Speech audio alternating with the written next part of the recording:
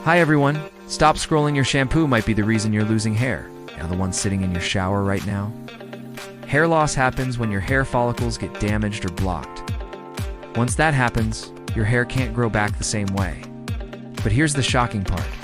Most people are doing it to themselves every single day. Many shampoos are loaded with harsh chemicals like sodium lauryl sulfate, formaldehyde, and dimethicone.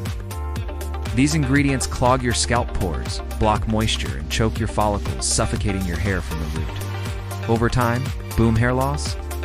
But it's not just chemicals. If you're low in iron, zinc, or biotin, your hair can stop growing. Your body needs these nutrients to keep follicles alive. The fix?